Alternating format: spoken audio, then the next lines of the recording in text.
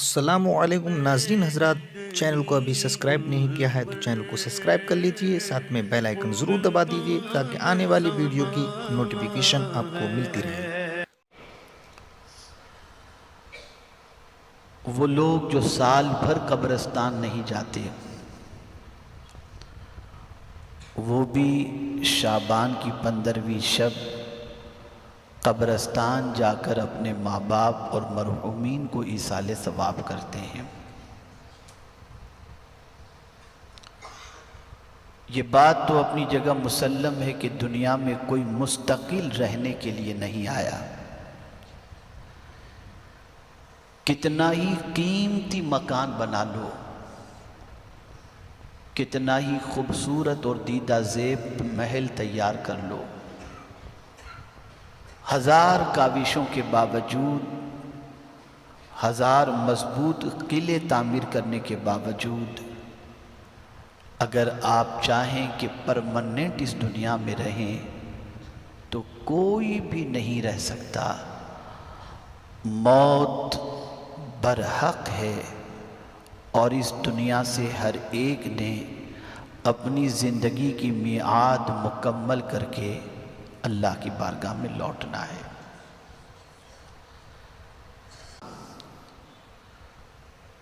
وہ موت سے ڈرتا ہے اور اس دنیا سے جانا پسند نہیں کرتا۔ جینے کی تمنا، جینے کی خواہش اور جینے کا سامان اتنا تیار کر لیتا ہے کہ موت کے سلسلے میں غفلت کا شکار ہو کر وہ سوچتا ہے کہ اب میری ساری زندگی اسی دنیا میں گزرے گی، جبکہ ایسا نہیں ہے۔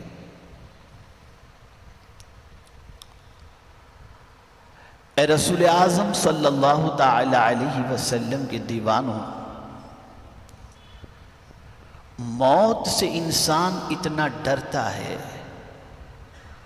کہ مردے کو نہلانا ہو تو بھی گھبراتا ہے کہ کہیں یہ زندہ نہ ہو جائے اور میں اس کی جگہ پر نہ لیٹ جاؤں۔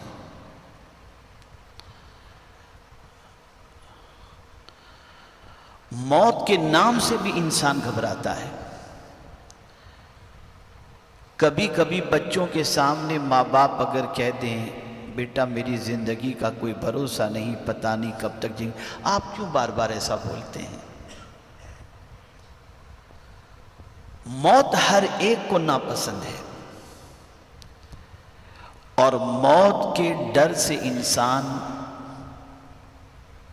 اس طریقے کی حرکتیں کرتا ہے اور اس طریقے کی کوششیں کرتا ہے کہ کسی نہ کسی طریقے سے وہ بچ جائے، لیکن نہیں، وہ آ کر رہتی ہے۔ اسی لیے قرآن نے کہا اینما تکونوا یدرککم الموت ولو کنتم فی بروج مشیدہ، تم جہاں کہیں بھی رہو موت تمہیں آ کر کے رہے گی، اگرچہ مضبوط قلعے کے اندر تم رہو۔ پتہ چلا موت سے کوئی بھاگ نہیں سکتا، موت سے کوئی بچ نہیں سکتا۔ انسان مرتا ہے تو اس کی موت کا آغاز کہاں سے ہوتا ہے؟ آپ جانتے ہیں سب سے پہلے اس کے پیر سے روح نکالی جاتی ہے۔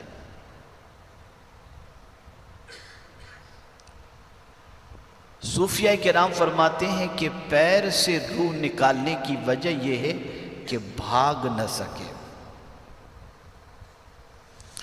آپ نے دیکھا ہوگا جب قربانی کے موقع پر جانور کو ذبح کرتے ہیں تو اس کے پیر پر پوری طاقت کے ساتھ آدمی اپنا گھٹنا رکھ دیتا ہے اور پھر اسے ذبح کیا جاتا ہے تاکہ یہ بھاگ نہ سکے۔ اور کبھی کبھی ایسا ہوتا ہے کہ چھری گردن پر چل چکی ہے پھر بھی جانور اٹھ کر کے دوڑتا ہوا نظر آتا ہے اور پھر جا کر پکڑنا پڑتا ہے، لیکن انسان کو تو کوئی پکڑے ہوئے نہیں رہتا نا۔ جب اس کی روح نکالی جاتی ہے تو تو کہیں سے کوئی پکڑنے والا نظر آتا ہے؟ جیسے جانور کو ذبح کرتے وقت آدمی پکڑتا ہے، کیا کسی انسان کو آپ نے پکڑتے ہوئے دیکھا روح قبض کرتے وقت؟ نہیں، پہلے پیر سے روح، بندہ کہاں بھاگے گا تو پیر سے روح نکالی جاتی ہے تاکہ بھاگ نہ سکے۔ اے رسول اعظم صلی اللہ علیہ وسلم کے دیوانوں، انسان موت سے کیوں ڈرتا ہے اور اللہ والے موت سے کیوں نہیں ڈرتے تھے؟ حضرت بلال رضی اللہ المولا تبارک و تعالی عنہ کا جب وقت وصال قریب آیا اور طبیبوں نے کہہ دیا یا انہوں نے محسوس کر لیا کہ اب دنیا میں وہ زیادہ جی نہیں سکیں گے، ان قریب موت کے دروازے سے گزرنے والے ہیں، تو مسکرا رہے تھے۔ بیوی نے مسکراتے دیکھا تو کہا عجیب آدمی ہیں آپ، موت کے تصور سے طاقتور لرز جاتا ہے اور آپ فرما رہے ہیں کہ تھوڑی دیر میں داعی اجل کو میں لبیک کہہ دوں گا، اس دنیا سے چلا جاؤں گا، اور اس تصور کے بعد آپ مسکرا رہے ہیں؟ موت کے ڈر سے تو آدمی لرز جاتا ہے، کانپ جاتا ہے، اور آپ مسکرا رہے ہیں۔ جواب میں ارشاد فرماتے ہیں موت ہی تو وہ پل ہے جس سے گزر کر محبوب کا دیدار نصیب ہونے والا ہے، اس لیے میں موت کے تصور سے مسکرا رہا ہوں کہ ادھر روح نکلے گی، ادھر مصطفیٰ کا جمال نظر آ جائے گا۔ اب میں جو چیز سمجھانے جا رہا ہوں اسے غور سے سمجھیں آپ، کیونکہ بڑی دنیا کی محبت ہمارے دل میں رچ بس گئی ہے، اور اتنی رچ بس گئی ہے، اتنی رچ بس گئی ہے کہ کعبے کے سامنے بھی دنیا، سنہری جالیوں کے سامنے بھی دنیا، اور ہر جگہ دنیا دنیا، بڑی رات میں بھی دنیا، بڑے دن میں بھی دنیا، یہ دنیا ہی دنیا ہے۔ آئیے میں سمجھاتا ہوا چلوں تاکہ آپ کا ذہن تھوڑا سا کھل سکے۔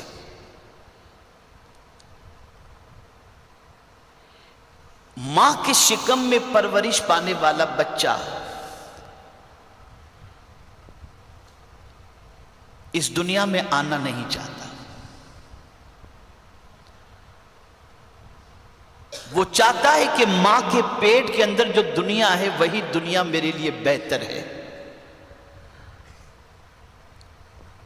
اور وہ شکم مادر میں پرورش پاتا رہتا ہے، اللہ عز و جل اسے پالتا رہتا ہے۔ لیکن جب اس جگہ کی مدت مکمل ہو جاتی، اسی لیے میں آپ کو بتاؤں کوئی ڈاکٹر کسی کی پیدائش کا پرفیکٹ وقت نہ کل بتا سکا ہے، نہ آج بتا سکتا ہے، نہ قیامت تک بتا سکے گا۔ جب میرا رب چاہتا ہے تب بندہ دنیا میں آتا ہے، اور جب میرا رب چاہتا ہے تب بندہ دنیا سے جاتا ہے۔ نہ آنے کے اندر انسان کوئی گارنٹی اور ٹائم بتا سکتا ہے، نہ جانے کے اندر انسان کوئی ٹائم اور گارنٹی بتا سکتا ہے۔ لیکن بچہ آنا نہیں چاہتا اس دنیا میں، کیونکہ اسے ماں کے پیٹ کے اندر بڑا اچھا لگتا ہے، لیکن آنا ہے اس دنیا کے اندر اسے۔ جب اس دنیا میں آتا ہے تو رونا شروع کر دیتا ہے، میں کہاں آ گیا، سب اجنبی اجنبی، کون، یہ کہاں سے، یہ سب ساری چیزیں کیا ہے۔ پھر تھوڑے دنوں تک اس دنیا میں رہتے ہوئے اسے محسوس ہوتا ہے یار یہ تو ماں کے پیٹ سے بڑی جگہ ہے،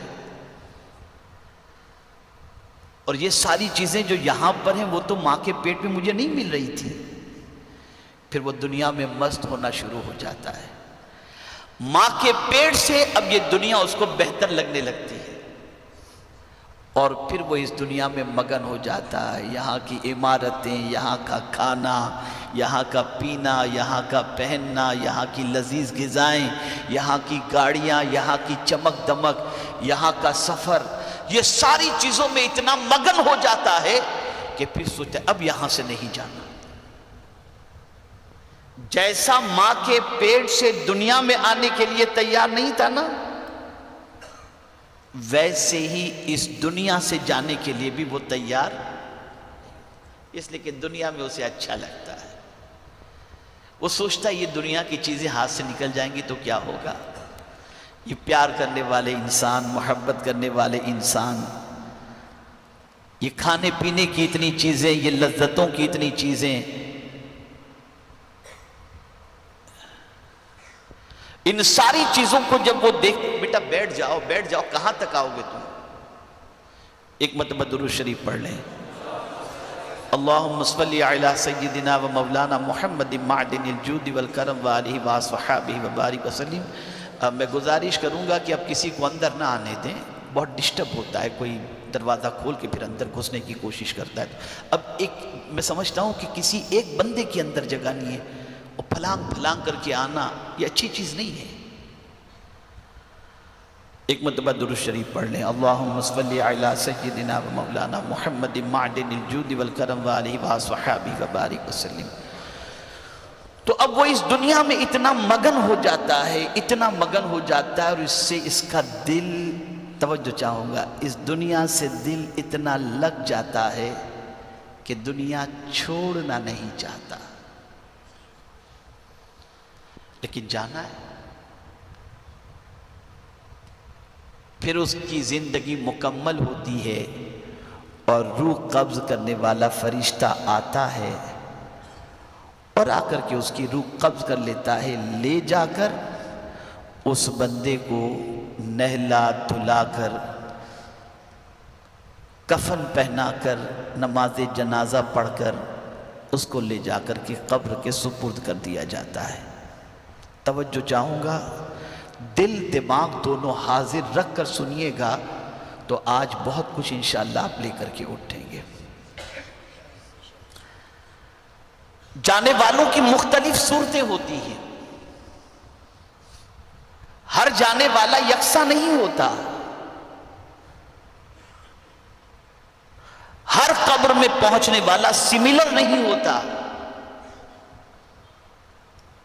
اسی لیے آقا کریم صلی اللہ علیہ وسلم نے ارشاد فرمایا، قبر یا تو جنت کے باغوں میں سے ایک باغ ہے یا جہنم کے گڑھے میں سے ایک گڑھا ہے۔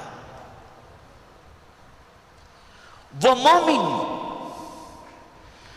جس کی زندگی اللہ عز و جل کے فرمان، اس کے رسول صلی اللہ علیہ وسلم کے ارشادات اور دین پر عمل کرنے کے اندر گزر گئی، جب وہ بندہ اس دنیا سے جاتا ہے اور اسے قبر کے سپرد کیا جاتا ہے، اور پھر جس آیت کی تلاوت کا میں نے شرف حاصل کیا، اس آیت کا مصداق وہ بن جاتا ہے جس میں رب قدیر نے فرمایا، یثبت اللہ الذین آمنوا بالقول الثابت فی الحیات الدنیا وفی الآخرہ۔ اللہ ثابت رکھتا ہے ایمان والوں کو حق بات پر، دنیا کی زندگی میں اور آخرت میں۔ یعنی ایمان والا جسے اللہ ثابت رکھتا ہے، یہ ثابت کس بات پر؟ توجہ چاہوں گا، ثابت کس بات پر اللہ رکھتا ہے؟ تو فرمایا گیا جب اسے قبر میں اتارا جاتا ہے تو لوگ اسے اتار کر جانے لگتے ہیں، تو اسے اٹھا کر بٹھا دیا جاتا ہے، اور یہاں تک کہ جانے والوں کے چپلوں کی اور قدموں کی آہٹ تک وہ مرنے والا قبر کے اندر سنتا رہتا ہے۔ اور بٹھا کر کیا کیا جاتا ہے؟ بس یہی اس آیت کے اندر اس کو فرمایا گیا۔ بٹھا کر اس سے سوال کیا جاتا ہے، مر ربک، تیرا رب کون ہے؟ ما دینک، تیرا دین کیا ہے؟ ما کنت تقول فی حق ھذا الرجل، اس بندے کے بارے میں تو کیا کہتا تھا؟ یعنی حضور صلی اللہ علیہ وسلم کو دکھایا جائے گا اور سرکار صلی اللہ علیہ وسلم سے متعلق سوال پوچھا جائے گا۔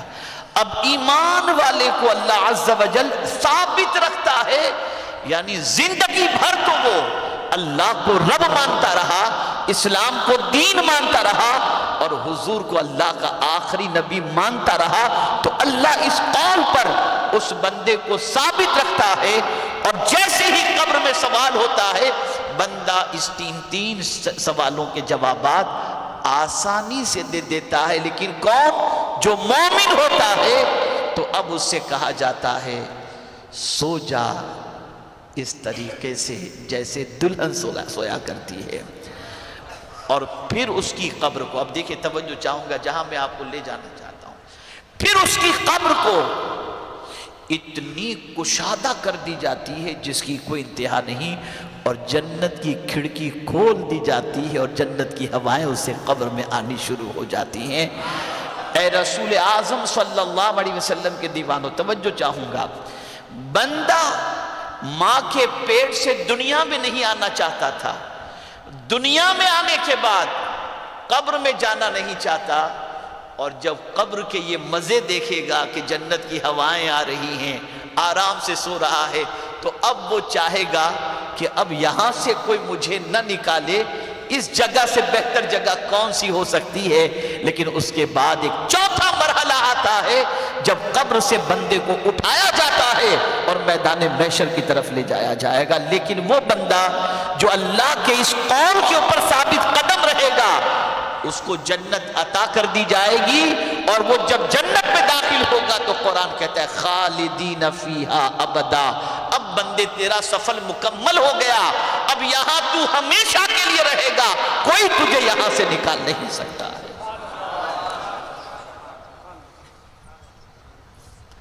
اسی کو قرآن نے ایک مقام پر کہا کہ نہ دنیا پرماننٹ جگہ ہے نہ قبر پرماننٹ جگہ ہے، بلکہ ایک بندے کے لیے پرماننٹ گھر کون سا ہے؟ ایک شخص نے بنگلہ بنایا، اور آدمی جب خوبصورت بنگلہ بناتا ہے تو دکھانے کے لیے لوگوں کو دعوت دیتا ہے کہ آئے اور ہر ایک دیکھ کر کے تعریف کر کے جائے۔ دعوت رکھی، جو کوئی آتا دیکھتا تو کہتا کتنا خوبصورت ہے، کلر کمبینیشن کتنا اچھا ہے، فرنیچر کتنا اچھا ہے، پردے کتنے اچھے ہیں، ڈیکوریشن کتنا اچھا ہے، گدا کتنا اچھا ہے، صوفہ کتنا اچھا ہے۔ ہر آنے والا اس گھر کی بھی تعریف کر رہا ہے، گھر کے ڈیکوریشن کی بھی تعریف کر رہا ہے۔ اس نے سوچا محلے میں ایک اللہ کے برگزیدہ بندے ولی کامل رہتے ہیں، اگر ان کا قدم پڑ جائے تو کیا کہنا۔ گیا ان کے پاس، حضور قدم رکھ دیجئے، کہا ٹھیک ہے، تشریف لے گئے، دیکھا سب، اور دیکھنے کے بعد اب میں چاہتا ہوں، کچھ بھی نہیں کہا اس گھر کے بارے میں، تیرا بنگلہ بہت اچھا ہے، تیرا گھر بہت اچھا ہے، کچھ بھی نہیں، بس میں جا رہا ہوں۔ اس نے کہا کیوں حضور میرا گھر پسند نہیں آیا؟ کہا بیٹے جو بھی اس گھر میں رہے گا وہ مر جائے گا۔ پڑھا لکھا آدمی تھا، سلجھا ہوا تھا، بزرگوں کی صحبت اس نے اختیار کی تھی، تو مسکرایا، کہا حضور کیا اس گھر میں رہنے والے ہی مریں گے، یا جھوپڑے میں رہنے والا بھی مرے گا، بنگلے میں رہنے والا بھی مرے گا، فلیٹ میں رہنے والا بھی مرے گا، ہر جگہ رہنے والا مریں گے تو سب، کوئی کہیں بھی رہے، کوئی ایسا تو ہے نہیں کہ میرے بنگلے میں رہنے والے ہی مرنے والے ہیں، باقی سب جگہ کے زندہ رہنے والے ہیں۔ ارے حضور کوئی ایسا بھی گھر ہو تو بتاؤ، توجہ چاہوں گا، کوئی ایسا بھی گھر ہو تو بتاؤ جہاں موت ہے ہی نہیں۔ کہا بچے یہی تو میں چاہتا تھا کہ تم مجھ سے پوچھ اور میں تجھے جواب دوں۔ ہاں بیٹے ایک گھر ایسا ہے جہاں موت نہیں، اور قرآن کہتا ہے وَأَنَّ الدَّارَ الْآخِرَةَ لَهِيَ الْحَيَوَانِ، آخرت کا گھر وہ گھر ہے جہاں موت ہے ہی نہیں، ہمیشہ کی زندگی موجود ہے۔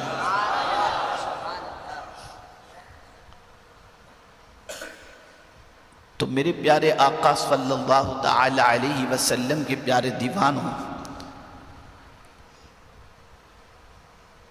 ماں کے پیٹ میں رہنے والے بچے کے لیے ماں کی ذمہ داری ہے کہ جب حمل قرار پا جائے تب بھی اور باپ کی ذمہ داری ہے ہمیشہ کے لیے شادی کے بعد کہ اپنی بیوی کے منہ میں حلال کا لقمہ رکھے، اور بیوی کی ذمہ داری ہے کہ اس کے شکم میں پرورش پانے والے بچے کو اس کے اچھے کردار کے اثرات اس کے اوپر پڑے۔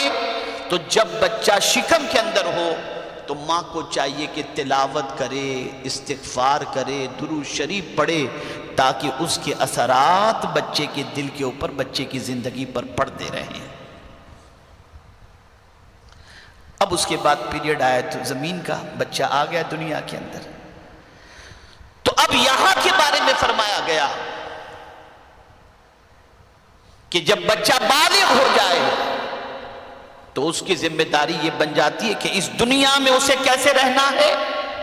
تو قرآن نے کہہ دیا، اے بندے، من عمل صالحا من ذکر او انثى وهو مؤمن فلنحيينه حیاتا طیبہ، جو نیک عمل کرے، مرد ہو یا عورت، لیکن ہو ایمان والا، تو اللہ فرماتا ہے ہم اسے پاکیزہ زندگی عطا کریں گے۔ تو زمین کے اوپر آنے کے بعد ذمہ داری بندے کی ہو گئی کہ اب بندہ زمین پر آنے کے بعد نیک عمل کرے، صاحب ایمان نیک عمل کرے، تاکہ یہاں کی زندگی اس کی کیسی ہو جائے؟ اچھی۔ کیسی زندگی ہو جائے بتائیے؟ اچھی زندگی ہو جائے۔ اور جیسے ہی روح جسم سے جدا ہوئی، عمل کا سلسلہ فنش،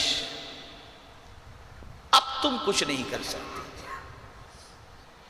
ایک مدت اللہ نے تمہیں عطا فرمائی تھی دنیا میں، تاکہ تم اس دنیا میں پہنچنے کے بعد نیک عمل کرو۔ قرآن نے کہا الذی خلق الموت والحیات لیبلوکم ایکم احسن عملا، اس نے موت اور زندگی کو پیدا فرمایا تاکہ تم کو آزمائے کہ کون ہے تم میں جو سب سے اچھا عمل کرتا ہے۔ تو یہاں ہم اگر اچھا عمل کیے تو پھر ہمارے لیے کیا ہے؟ یہاں کی اچھی زندگی۔ اب آئیے موضوع کی طرف آتے ہیں۔ یہاں اگر تھوڑی سی تکلیف ہے تو کوئی سر دبا دے گا، کوئی تکلیف دور کرنے والا ہوگا، بیمار ہوئے ڈاکٹر کے پاس چلے گئے۔ اب آج کل کے تو ڈاکٹر کی پوزیشن جدا ہے۔ میرے ایک ساتھی نے بڑی پیاری بات بتائی گفتگو کے دوران، انہوں نے کہا طبیب آج تھوڑی ہیں، 50 سال پہلے ڈاکٹر تھے صحیح معنوں میں، آج ڈاکٹر تھوڑی ہیں۔ میں نے کہا وہ کیسے؟ کہا آج کا ڈاکٹر تو مریض سے پوچھتا ہے تم کو کیا ہوتا ہے، پھر مریض بتاتا ہے مجھے یہ ہوتا ہے، اچھا سمجھ میں نہیں آیا، کہا جاؤ پہلے بلڈ ٹیسٹ کرا کے آؤ، یورین ٹیسٹ کرا کے آؤ۔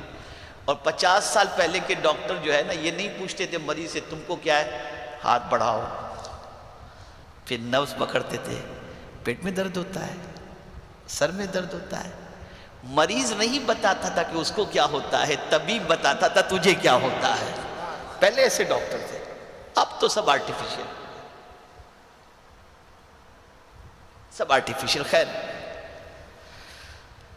تو عرض کرنے کا منشا یہ ہے کہ اس زمین کے اوپر آپ سکون کے لیے کیا نہیں کرتے۔ میں آپ کو بتاؤں، آدمی زمین کے اوپر سکون کے لیے باتھ روم کے نل سے لے کر دیوار کے پردوں تک کو اتنا قیمتی بنا ڈالتا ہے کہ اسے دیکھے تو سکون مل جائے۔ کوئی چیز دنیا کی نہیں چھوڑتا، بیت الخلاء میں بھی، ٹوائلٹ میں بھی اسے سکون ملے، اس کے لیے بھی کیا کیا جتن کرتا ہے۔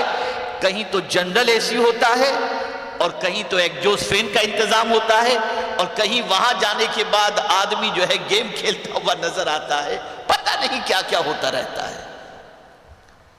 ہر جگہ سکون چاہتا ہے زمین کے اوپر، کوئی جگہ سکون سے خالی نہیں چاہتا۔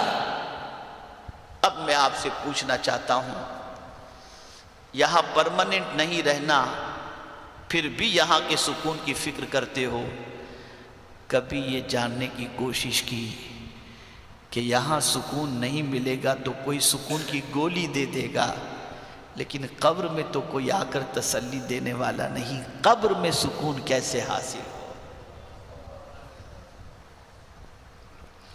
قبر میں سکون کیسے حاصل ہو؟ آج کا میرا موضوع یہی ہے، اور میں سمجھانا چاہوں گا کہ قبر کا سکون کن چیزوں کے اندر ہے اور قبر کی بے قراری کن چیزوں کے اندر ہے، تاکہ جہاں کتنا رہنا ہے وہ نہیں معلوم، وہاں کی ہم تیاری کر سکیں، وہاں کی ہم فکر کر سکیں. جہاں کوئی ساتھ دینے کے لیے نہیں آئے گا، بلکہ باپ مرا تو بیٹا کاندھا دے کر کے قبرستان کی دہلیز پر، قبر کی دہلیز پر پہنچ کر قبر کے اندر اتار کر واپس آ جائے گا. 2-3 دن تک رو کر کے پھر اپنی زندگی میں مست ہو جائے گا. جیسے ہم لوگ بھی مست ہو گئے، آپ بھی مست ہو گئے، بہت سارے مست ہو گئے، بہت ساروں کے ماں باپ اس دنیا سے چلے گئے. بلکہ میں تو اکثر کہا کرتا ہوں، باپ کی نیم پلیٹ بنگلے کے دروازے پر لگی ہوئی رہتی ہے، اور اس کے بعد جب باپ کا انتقال ہو جاتا ہے تو بیٹا 36 یا 48 گھنٹے کے بعد کہتا ہے زیارت ہو گئی، ابا کی نیم پلیٹ ہٹا دو. اب ابا کی نیم پلیٹ کس کام کی؟ ابا تو رہے گا. جس بنگلے کو باپ نے بنانے میں پوری زندگی خرچ کر دی، بچہ اس کا نام بھی اپنے گھر کے دروازے پر رکھنا پسند نہیں کرتا ہے. آؤ میں تمہیں اس جگہ کی راحت کا پتہ بتانا چاہتا ہوں، سامان بتانا چاہتا ہوں جس سے غفلت کی زندگی آج کا مسلمان گزار رہا ہے. کوئی نہیں بتا سکتا قبر میں کتنے رہیں گے، کتنے دن رہیں گے، کتنے سال رہیں گے، لیکن یہ یقینی ہے کہ موت برحق ہے اور قبر میں پہنچنا ہے. آئیے اب ہم سمجھتے ہیں رسول گرامی وقار صلی اللہ تعالی علیہ وسلم کے دیوانوں کہ قبر کے اندر سکون کا سامان کیا ہے، اسے جاننے کی کوشش کرتے ہیں تاکہ اس کی طرف آج کے بعد ہماری توجہ کو ہم مبذول کر سکیں. پہلی چیز، قبر میں جو چیز سکون عطا فرمائے گی ان میں سے پہلی چیز ہے 5 وقتہ نماز.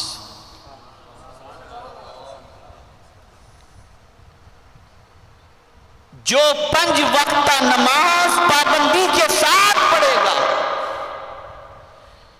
یہ نماز اسے قبر کے اندر سکون عطا کرے گی. اللہ اکبر. میرے پیارے آقا صلی اللہ علیہ وسلم کے پیارے دیوانوں، آپ ذرا سوچیں 5 وقتہ نماز کے پابند بندے کے سلسلے میں قرآن کیا کہتا ہے؟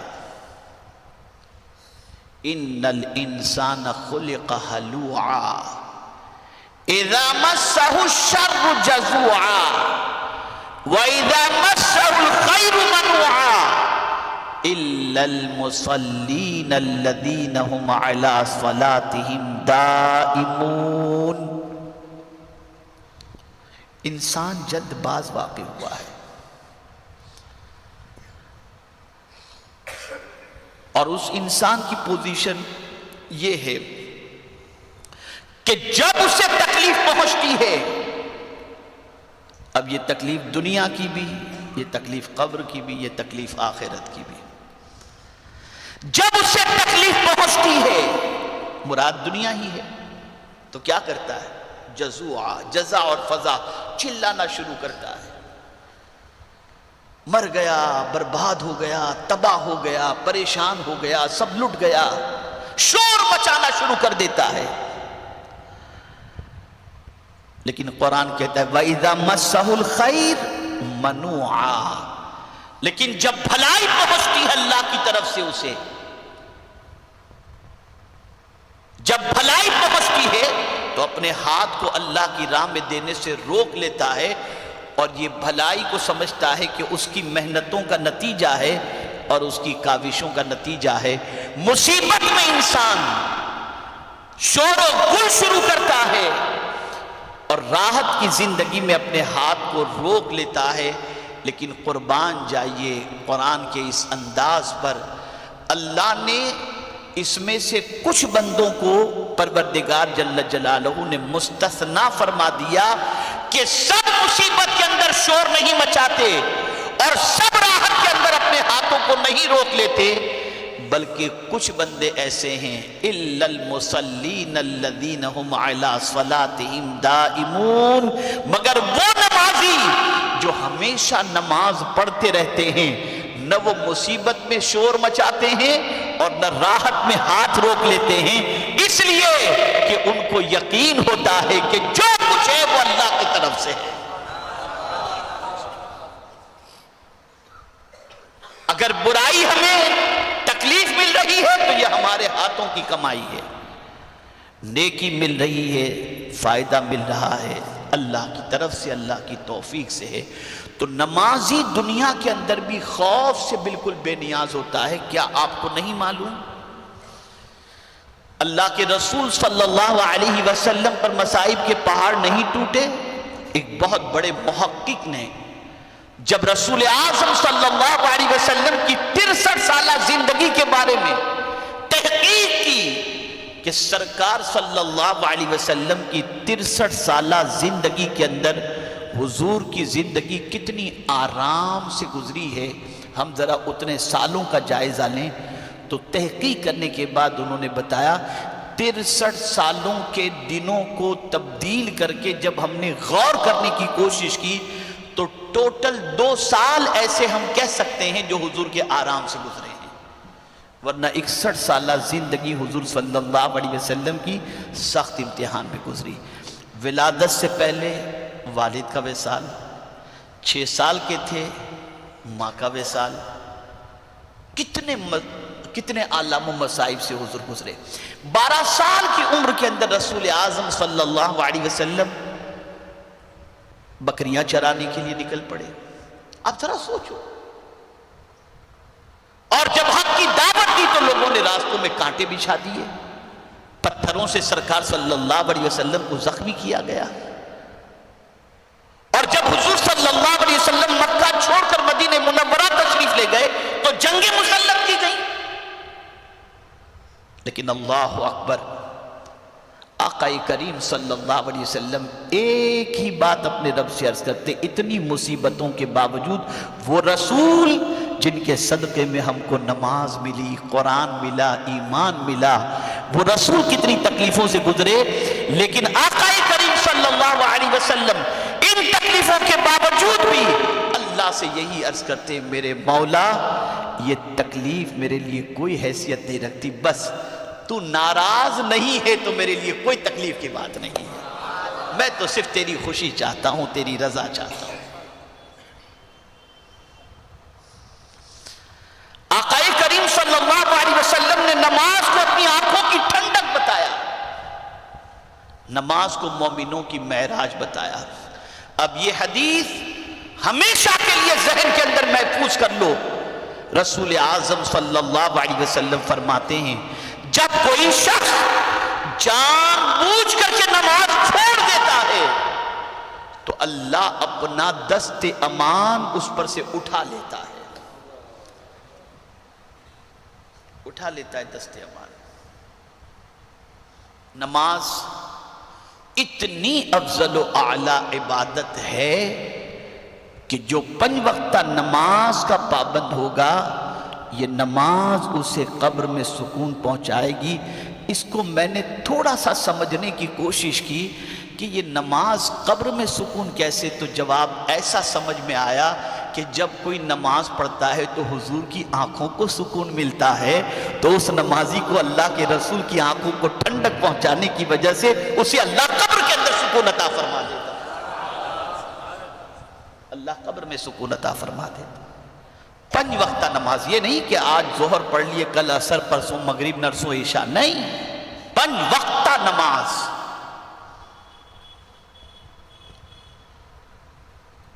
ایک اور حدیث شریف کے اندر آقا کریم صلی اللہ علیہ وسلم نے فرمایا ہوتا کیا ہے قبر کے اندر؟ اندھیری جگہ، تاریک ہوتی ہے نا، ہے کوئی بادشاہ وقت بھی اگر مرے تو قبر کے اندر لائٹ کا کنیکشن نہیں سیٹ کرے گا، اے سی وغیرہ نہیں لگوائے گا، وہی لہت بنا دی گئی، اتار دیا گیا اسے۔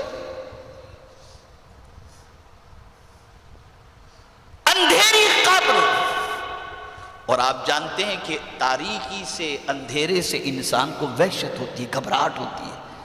زندہ انسان رات کے 2 بجے قبرستان اگر پہنچ جائے اور آپ کو اطلاع ملے کہ فلاں صاحب کا انتقال ہوا ہے اور رات کو 2 بجے نماز جنازہ قبرستان کے اندر ہوگی، تو آپ پہلے تو آدھی جان آپ کی ہو جائے گی کہ یار قبرستان میں نماز جنازہ، وہ بھی رات کے 2 بجے، اور پہنچتے ہی گھبراہٹ شروع کہ کہیں ہمارا نمبر نہ لگ جائے۔ یہ سچویشن ہوتی ہے، اندھیرے سے آدمی گھبراتا ہے۔ لائٹ چلی گئی، آدمی کی چیخیں نکل جاتی، جلدی کچھ کرو، جلدی کچھ کرو۔ تو اس قبر کے اندھیرے میں، جب اندھیرا گھبراہٹ کا سامان ہے، اندھیرے سے گھبراہٹ ہوتی ہے، اور جیسے ہی روشنی آ جاتی ہے تو سکون مل جاتا ہے۔ اب حضور سے پوچھتے ہیں یا رسول اللہ صلی اللہ علیہ وسلم، قبر کی روشنی کیا ہے؟ تو سرکار فرماتے نماز قبر کی روشنی ہے، یعنی تم نماز پابندی سے 5 وقتہ پڑھو گے تو قبر تمہاری تاریک نہیں رہے گی، یہی نماز تمہارے لیے قبر کے اندر روشنی بن جائے۔ تو 5 وقتہ نماز یہ جو ہے یہ قبر کی روشنی کا سبب ہے۔ اور یہاں یاد رکھیں صرف نماز نہیں پڑھنا، بلکہ قرآن کہتا ہے وَأْمُرْ أَهْلَكَ بِالصَّلَاةِ، اپنے بیوی بچوں کو، اہل و عیال کو بھی نماز کا حکم دو۔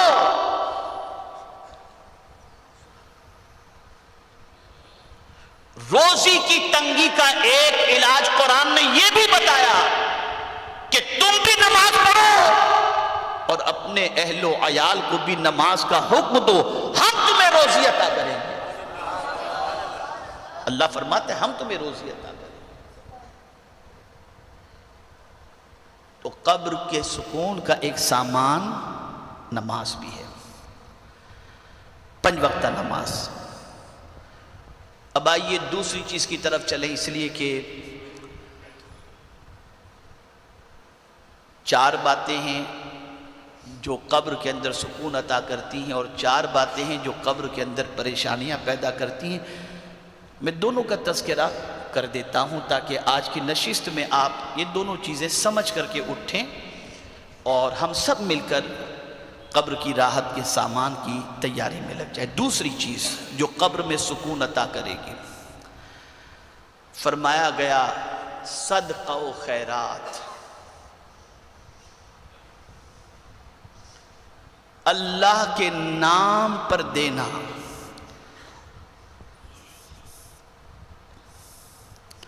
صدقہ، اللہ اکبر۔ میرے پیارے آقا صلی اللہ تعالی علیہ وسلم کے پیارے دیوانوں،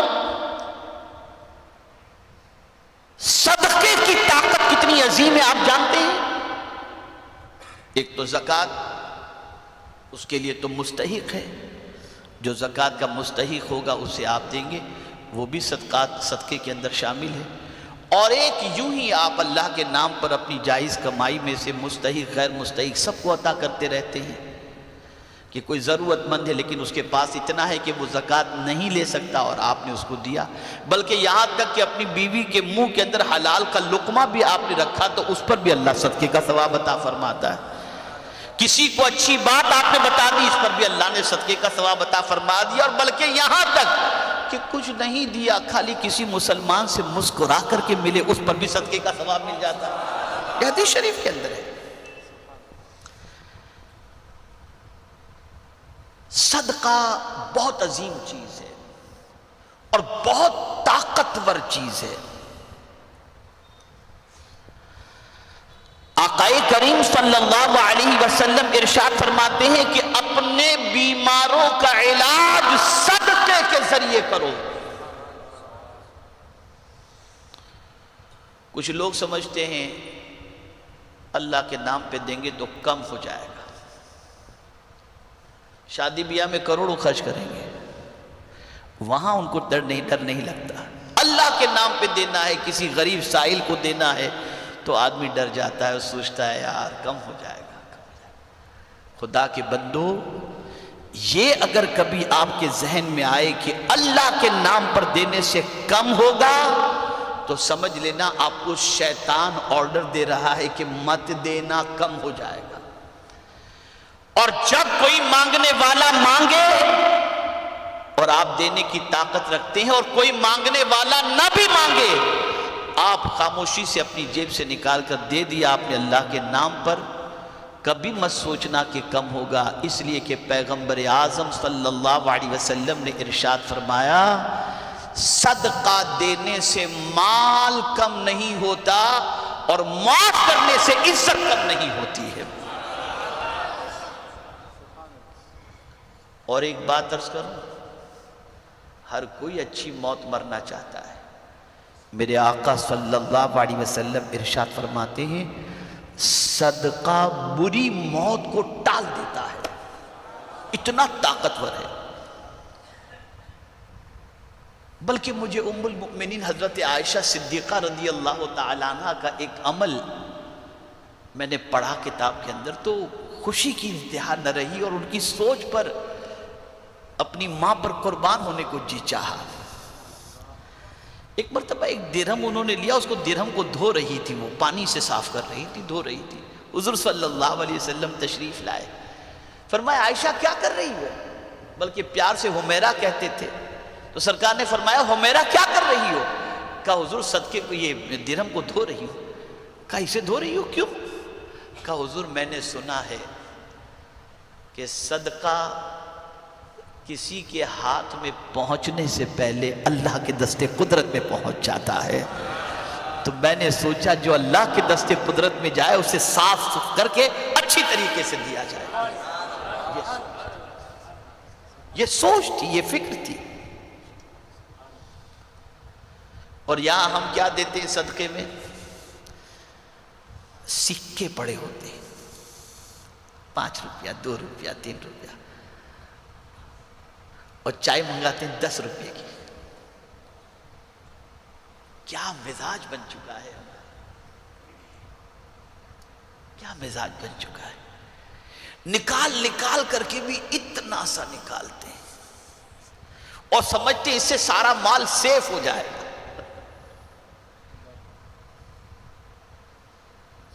ارے میں نے تو کچھ ایسے بندوں کو دیکھا ہے، آپ کو بتاؤں گا تو حیرت ہوگی، جب فاسٹ ٹریک کا دور نہیں تھا، ایزی پاس، یہ فاسٹ ٹریک امریکہ میں ایزی پاس کہتے ہیں، یہاں فاسٹ ٹریک کہتے ہیں، فاسٹ ٹریک ہی کہتے ہیں نا، ہاں۔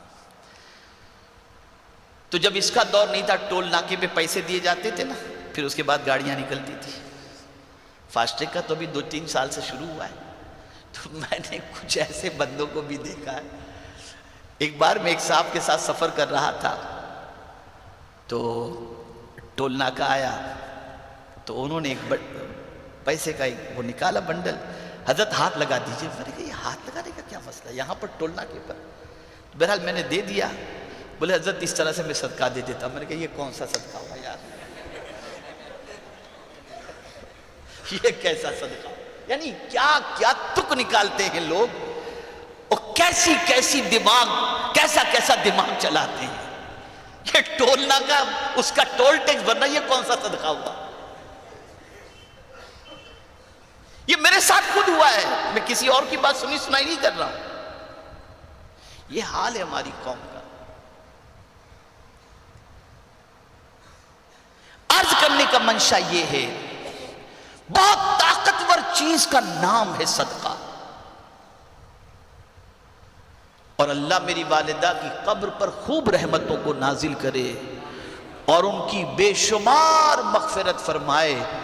انہوں نے بچپن ہی سے ہماری زندگی کے اندر اس چیز کو شامل کر دیا ہے کہ ہم جب صبح اسکول کے لیے نکلتے تو ہماری والدہ ہمارے ہاتھ میں پیسہ دیتی، ایک خرچے کا دیتی اور ایک فرماتی کہ بیٹا راستے میں کوئی ملے اس کو دے دینا صدقے کے طور پر۔ یہ شروع سے آج بھی ہمارے گھر میں یہ معمول ہے الحمدللہ۔ میرے پوتے بھی آج روزانہ صدقہ نکال کر کے ہی اسکول جاتے ہیں اللہ کے فضل سے الحمدللہ۔ بہت طاقتور چیز کا نام صدقہ ہے، بری موت سے یہ چیز بچاتی ہے۔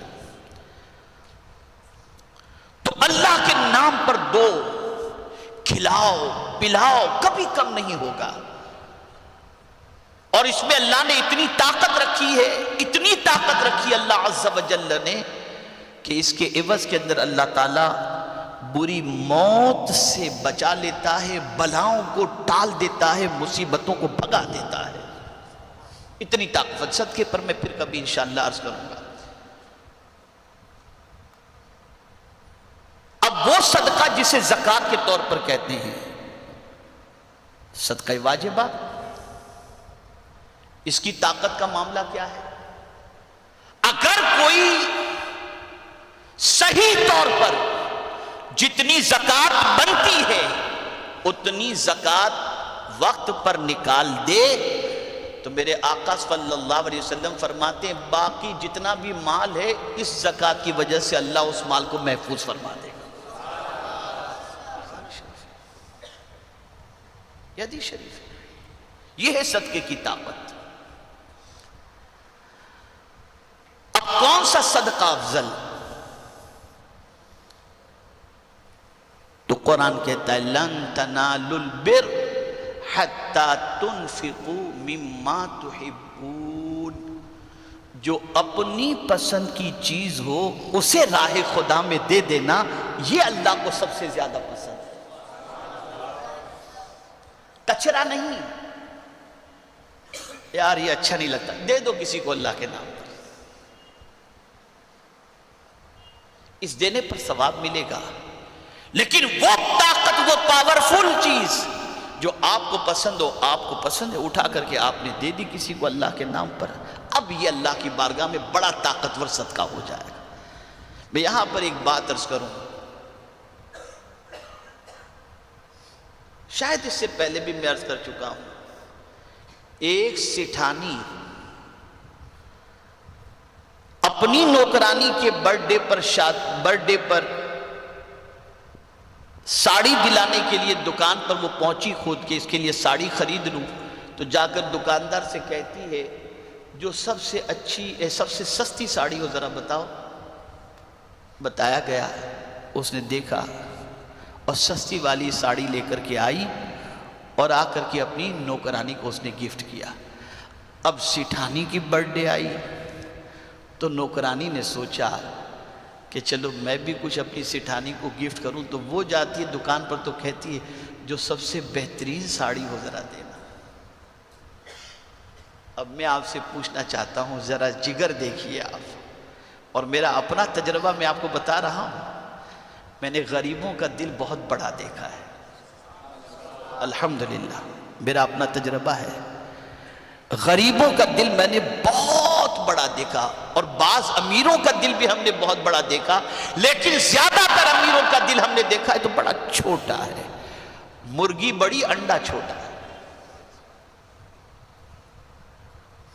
خیر، عرض کرنے کا منشا یہ ہے کہ اے رسول اعظم صلی اللہ تعالی علیہ وسلم کے دیوانوں، صدقے کے اندر کوتاہی مت برتو. اور وہ صدقہ سب سے افضل ہے جو تندرستی کے زمانے میں نکالا جائے.